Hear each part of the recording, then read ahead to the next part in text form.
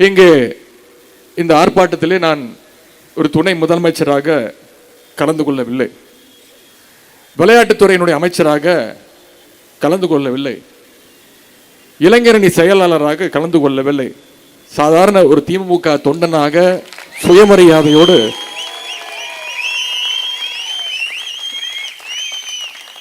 தொண்டர்கள் ஒருவனாக, தமிழன்ல ஒருவனாக கலந்து கொண்டு இருக்கின்றேன். இன்றைக்கு ஒட்டுமொத்த தமிழ்நாடு கொந்தளிச்சிட்டு இருக்கு. தமிழர்கள் நாம் எப்பொழுதுமே அன்புக்கு கட்டுப்பட்டவர்கள். எந்த காலத்திலும் அடக்குமுறைக்கு பயப்பட மாட்டோம், அஞ்ச மாட்டோம். எந்த காலத்திலும் அடக்குமுறைக்கு நாம் அடிபணிய மாட்டோம்.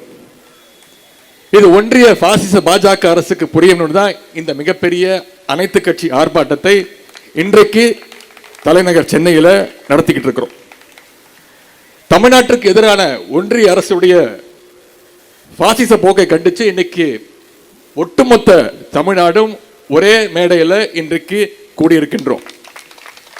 இன்று எனக்கு முன்பு பேசிய, கண்டன உரையாற்றிய நம்முடைய இந்தியா கூட்டணி கட்சியை சேர்ந்த அனைத்து தலைவர்களுக்கும் மீண்டும் என்னுடைய நன்றியை நான் தெரிவித்துக் கொள்கின்றேன். எதற்காக இந்த ஆர்ப்பாட்டத்தை நாம் நடத்தி கொண்டிருக்கிறோம்? சமீபத்தில் ஒன்றிய அரசு தாக்கல் செஞ்ச பட்ஜெட்ல தமிழ்நாட்டுக்கென்று எந்த ஒரு திட்டமும் தீட்டல. சொல்ல போனா ₹1 கூட காசு ஒதுக்கல. இன்னும் சொல்ல போனா தமிழ்நாடு கூட பெயர் கூட, நம்முடைய மாநிலத்தை பெயரை கூட ஒரு முறை கூட உச்சரிக்கப்படவில்லை, பட்ஜெட் உரையில் இடம்பெறவில்லை. அது மட்டுமல்ல, சென்ற டிசம்பர் மாதம் தமிழ்நாட்டில் சென்னை மாவட்டம், பல்வேறு மாவட்டங்கள் பாதிக்கப்பட்டுச்சு. பெங்கல் புயல் பாதிப்பிற்கு 6675 கோடி ரூபாயை நம்முடைய முதலமைச்சர் அவர்கள் நிவாரணமாக கொடுக்கணும்னு ஒன்றிய அரசு கிட்ட வலியுறுத்தி கேட்டார்கள். ஆனால் ஒன்றிய அரசுக்கு நம்ம கொடுத்த நிதி எவ்வளவு? வெறும் 950 கோடி ரூபாய் மட்டும்தான் தந்துச்சு. அதுவும் பார்த்தீங்கன்னா ஸ்டேட் டிசாஸ்டர் ரிலீஃப் ஃபண்ட் அப்படின்னு, SDRF ஃபண்ட். ஒவ்வொரு ஆண்டும் ஒன்றிய அரசு மாநில அரசுக்கு கொடுக்க வேண்டிய நிதி, மழை பெஞ்சாலும் பெய்யாட்டி கொடுக்க வேண்டிய நிதி, ஒன்றிய அரசு தன்னுடைய கஜானாவிலிருந்து ஒரு பைசா கூட நம்முடைய தமிழ்நாடு அரசுக்கு கொடுக்கவில்லை. இப்பொழுது இந்தியை ஏற்காத காரணத்தால தமிழ்நாட்டுடைய கல்வித்துறைக்கு, பள்ளி கல்வித்துறைக்கு வர வேண்டிய, கொடுக்க வேண்டிய, ஒன்றிய அரசு கொடுக்க வேண்டிய 2190 கோடி ரூபாயை ஒன்றிய பாஜக அரசு தமிழ்நாட்டுக்கு கொடுக்காம உத்தரப்பிரதேசம், குஜராத் போன்ற மாநிலங்களுக்கு அதை பிரிச்சு கொடுத்திருக்கு. அதோட ஒருபடி மேல போய் மும்மொழி கொள்கையை ஏத்துக்கிட்டாதான் தமிழ்நாட்டுக்கான அந்த நிதியை தர முடியும்னு வெளிப்படையாகவே ஒன்றிய கல்வி அமைச்சர் திரு தர்மேந்திர பிரதான் அவர்கள் மிரட்டி இருக்கிறார். நாங்க ஒன்னும் ஏற்கனவே சொன்னதுதான், அதை மீண்டும் சொல்றேன். நாங்க ஒன்னும் உங்க அப்பா விட்டா காசை கேட்கல.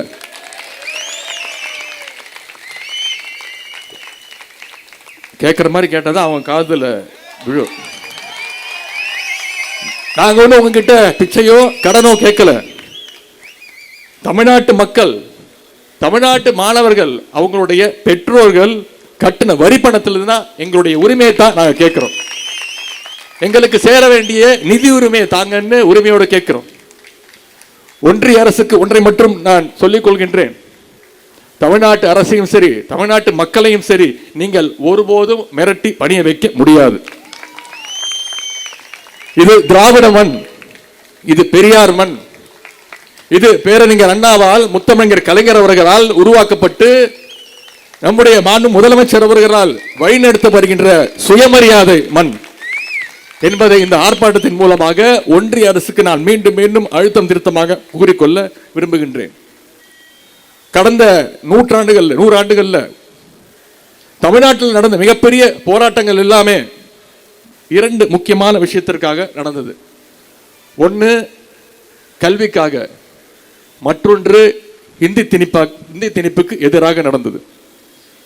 இன்றைக்கு நம்முடைய கல்விக்கும் இருமொழி கொள்கைக்கும் ஆபத்து வந்திருக்கு. ஹிந்தியை நாம ஏத்துக்கிட்டாகணும்னு விடாப்பிடியா வீம்பா அவங்க சுத்திட்டு இருக்கிறாங்க. இந்தியை திணிச்சு, தமிழ்நாட்டுக்குள்ள திணிச்சு, தமிழ்நாட்டுடைய வரலாற்றை, பண்பாட்டை, தனித்துவத்தை அழிக்கலாம்னு நினைக்கிறாங்க. இதன் மூலம் தமிழர்களை இரண்டாவது குடிமக்களாக மாத்தலான்னு பாசிஸ்ட் பாஜக அரசு முயற்சி செஞ்சுட்டு இருக்கு. இன்றைக்கு தமிழ்நாட்டை சேர்ந்த பல பேர் வெளிநாடுகளில் சாஃப்ட்வேர் இன்ஜினியர்ஸாக, மருத்துவர்களாக, டாக்டர்ஸாக உலகத்துடைய பல்வேறு மூலைகளில் வேலை செஞ்சுட்டு இருக்கிறாங்க. இஸ்ரோவோட தலைவர்களாக, திட்ட இயக்குநர்களாக, விஞ்ஞானிகளாக உலகம் முழுவதும் புகழோடு பெருமையோடு வாழ்ந்துட்டு இருக்கிறாங்க. இவங்கள பெரும்பாலானோர் 99% பேர் தமிழ்நாட்டில் அரசு பள்ளியில் அரசு பாடத்திட்டத்தை இருமொழி கொள்கையில் கற்றவங்க தான். இன்றைக்கு கல்வியில் தமிழ்நாடு எவ்வளவோ சாதனைகளை செஞ்சுக்கிட்டு இருக்கு. அதுக்கு ஒன்றிய அரசு கூப்பிட்டு தமிழ்நாட்டை ஊக்கப்படுத்த பாராட்ட கூட வேணாம், நம்மளை டிஸ்டர்ப் பண்ணாமல் இருக்க வேணும்னு சொல்லிக் கொள்கிறேன். நீங்கள் நியாயமாக தர வேண்டிய நிதியை கொடுங்க.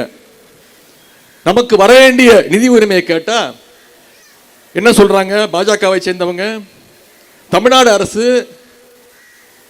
இந்தியா கூட்டணி அரசியலுக்காக தன் மும்மொழி கொள்கையை ஏற்றுக்க மாட்டேங்குதுன்னு சொல்கிறாங்க. ஒன்றிய அமைச்சர் திரு தர்மேந்திர பிரதான் அவர்களே சொல்கிறார், அரசியலுக்காக நான் பண்ணுறோம் அப்படின்னு. நான் அவருக்கு ஒன்றை குறிப்பிட விரும்புகின்றேன். எங்களுக்கு அரசியல் எல்லாம் இரண்டாவது தான். எங்களுக்கு முதல்ல எங்களுடைய மொழி உணர்வு, இன உணர்வு, அதை நீங்கள் புரிந்து கொள்ள வேண்டும். மொழிப்போர் தியாகிகள் தாளமுத்துவும் நடராஜனும் அரசியலுக்காக உயிர் விடல, தங்களுடைய தமிழ் மொழியை காக்கணும்னு உயிர் விட்டவங்க. கீழப்பழு சின்னசாமி அரசியலுக்காக சாகவில்லை, இந்தி திணிப்பை எதிர்த்து தனக்குத்தானே தீய வைத்துக் கொண்டு இறந்தவங்க எங்க தமிழ்நாட்டுக்காரங்க. இந்தி திணிப்பை எதிர்த்து எத்தனையோ பேர் தமிழ்நாட்டில் இறந்திருக்கிறாங்க.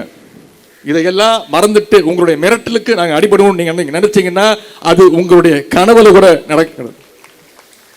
இன்றைக்கு ஒன்றிய கல்வித்துறை அமைச்சர் திரு தர்மேந்திர பிரதான் சொல்றார், பிற மாநிலங்கள் எல்லாம் மும்மொழி கொள்கையை ஏற்றுக்கொள்கின்ற பொழுது தமிழ்நாடு மட்டும் ஏன் பிரச்சனை பண்ணுது அப்படின்னு கேட்கிறார்.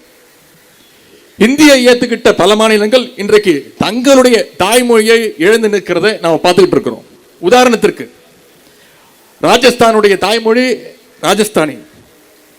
இப்படி பல மாநிலங்களுக்கு ஒவ்வொரு தாய்மொழி இருக்கு. ராஜஸ்தான் ராஜஸ்தானி, பீகார் மாநிலத்திற்கு பீகாரி, ஹரியானாவுடைய தாய்மொழி ஹரியான்வி, உத்தரப்பிரதேசத்துடைய தாய்மொழி போஜ்புரி. இந்த மொழிகள் எல்லாம் இன்னைக்கு கிட்டத்தட்ட அழிஞ்சு போயிருக்கு. இதற்கு காரணம் அங்கெல்லாம் ஹிந்தி நுழைந்தது தான். ராஜஸ்தானி, பீகாரி, போஜ்புரி, ஹரியானி மொழிகள் எல்லாம், இந்த மொழிகளை எல்லாம் ஹிந்தி மெதுவாக நுழைந்து விழுங்கிடுச்சு. அந்த மாநில மக்கள் ஹிந்தியை படிக்கிறாங்க, ஆங்கிலமும் படிக்கிறாங்க. ஆனால் அவங்களுடைய தாய்மொழியை மூணாவது மொழியா படிச்சுட்டு இருக்கிறாங்க. அதைத்தான் மற்ற மாநிலங்கள் இந்தியை ஏற்றுக்கிட்டு இருக்கு, மும்மொழி கொள்கையை ஏற்றுக்கிட்டுன்னு நம்முடைய ஒன்றிய அமைச்சர் திரு தர்மேந்திர பிரதான் அவர்கள் சொல்லிட்டு இருக்கிறார். நாமளும் இந்தியை ஏற்றுக்கிட்டோம்னா நம்முடைய தாய்மொழி தமிழ் மொழியை விரைவில் இழந்துருவோம். இதை விட தமிழ்நாட்டிற்கு ஒரு தீங்கினை, துரோகத்தை யாராலும் செய்ய முடியாது. இதற்கு முன்பு ஆட்சி செய்த அடிமைகள் வேணா நீங்க நீட்டின இடத்துல கையெழுத்து போடுவாங்க, நிதி வேணும்னா எந்த இடத்துலையும் கையெழுத்து போடுவாங்க. பாசிஸ்டர்கள் நீட்டிய காகிதத்திலெல்லாம் கையெழுத்து போட இது ஒன்றும் அடிமை அரசு அல்ல.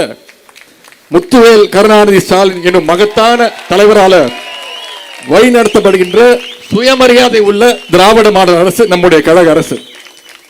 அதனால் தான் சொல்கின்றேன், நம்முடைய தமிழ்நாடு அரசு என்றைக்கும் மும்மொழி கொள்கையை ஏற்காது. தமிழ்நாட்டில் எப்போதும் இருமொழி கொள்கை மட்டுமே இருக்கும்னு நம்முடைய முதலமைச்சர்கள் மீண்டும் மீண்டும் தெளிவுபடுத்தியிருக்கிறாங்க, உறுதிப்படுத்தியிருக்கிறாங்க. ஆகவே நான் மீண்டும் சொல்கின்றேன், எங்க மேல மீண்டும் இந்தியை திணிக்காதீர்கள், முயற்சி செய்யாதீங்க. தமிழ்நாட்டுக்கு நியாயமா கொடுக்க வேண்டியதை கொடுங்கன்னு நாங்கள் கேட்கிறோம். நீங்க கொடுக்கறத விட்டுட்டு இப்படியே மிரட்டிக்கிட்டு இருந்தீங்கன்னா அப்புறம் தமிழர்கள் நாங்க எங்களுக்கு எப்படி எடுக்கணும் அப்படிங்கிறது தெரியும். அந்த நிலைமைக்கு எங்களை தள்ளிவிட்டுறாதீங்க என்பதை மட்டும் இங்கே நான் எச்சரிக்கையாக கூறிக்கொள்கின்றேன். நாங்கள் இந்திய அரசியல் சட்டத்தை மதிக்கின்றோம், ஜனநாயகத்தை மதிக்கின்றோம். அதனால்தான் எங்கள் உரிமைக்காக ஜனநாயக வழியில இன்றைக்கு குரல் கொடுக்கின்றோம். நம்முடைய இந்த குரல் ஒன்றிய பாசிச பாஜக அரசினுடைய காதுகளில் விழ வேண்டும். நம்முடைய உரிமைகளுக்கு அவங்க மதிப்பளிக்க வேண்டும். இல்லைன்னா தமிழ்நாடு இன்னொரு மொழி போரை சந்திக்கவும் தயங்காது. இன்னைக்கு நாம் எதிர்கொண்டிருக்கிற பிரச்சனை வெறும் இந்த அரசினுடைய பிரச்சனை கிடையாது, வெறும் திமுகவோட பிரச்சனை கிடையாது, வெறும் தனிப்பட்ட பள்ளிக்கல்வித்துறை அமைச்சருடைய பிரச்சனை கிடையாது, வெறும் இங்க வந்திருக்கக்கூடிய குரல் கொடுத்திருக்கக்கூடிய தோழமை கட்சி தலைவர்களுடைய இயக்கங்களுடைய பிரச்சனை மட்டும் கிடையாது. ஒவ்வொரு தமிழ்நாட்டு மாணவனுடைய பிரச்சனை எதிர்காலம், தமிழ் மொழி சம்பந்தப்பட்ட தமிழுடைய எதிர்காலம் பிரச்சனை.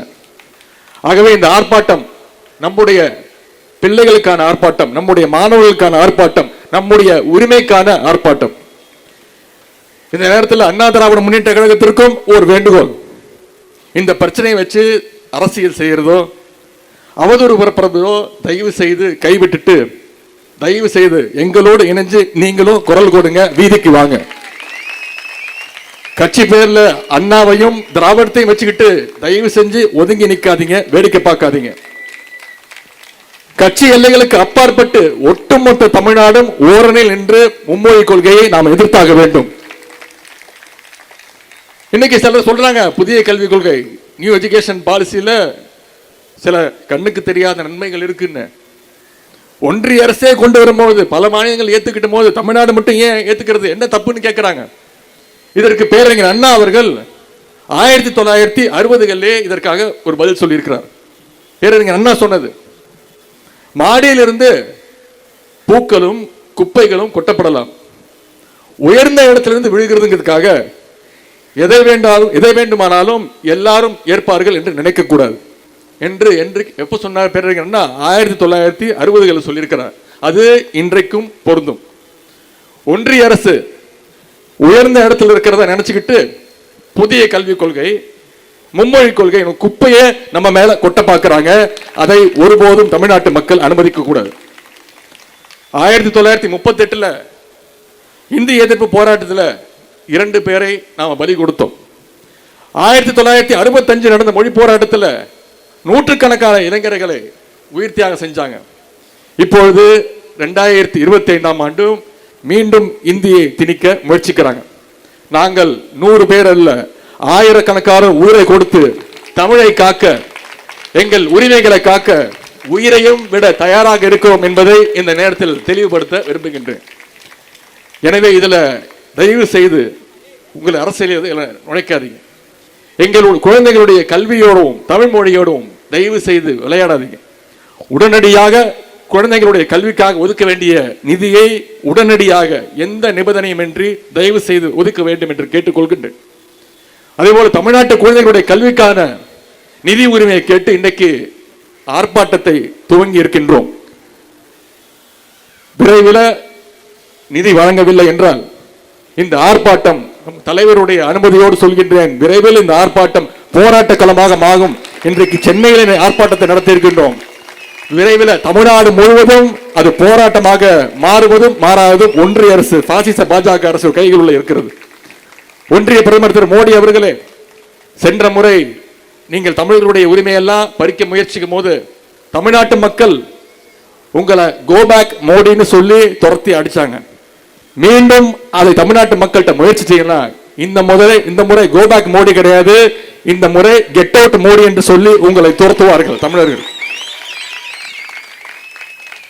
எனவே இந்த ஆர்ப்பாட்டம் மிகப்பெரிய வெற்றி அடைய வேண்டும். மீண்டும் ஒன்றிய அரசு கிட்ட நான் சொல்வதெல்லாம், ஆர்ப்பாட்டம் இது வெறும் துவக்கம்தான். இதோடைய முடிவு, இதோடைய தொடர்ச்சி உங்களுடைய கைகள் இருக்கிறது என்று கூறிக்கொண்டு இந்த ஆர்ப்பாட்டத்தை மிகச்சிறப்பாக ஏற்பாடு செய்த ஒன்றிய சென்னை ஒருங்கிணைந்த மாவட்ட செயலாளர்களுக்கும் கலந்து கொண்ட அனைத்து நம்முடைய இந்தியா கூட்டணியை சேர்ந்த மதச்சார்பற்ற முற்போக்கு கூட்டணியை சேர்ந்த அனைத்து இயக்கத்துடைய தலைவர்களுக்கும் மீண்டும் என்னுடைய நன்றியை தெரிவித்து, இந்த வாய்ப்பு அளித்த எனக்கு கழக தலைவர்களுக்கு முதலமைச்சர்களுக்கு நன்றி தெரிவித்து வாய்ப்புக்கு நன்றி கூறி விடைபெறுகின்றேன். நன்றி, வணக்கம்.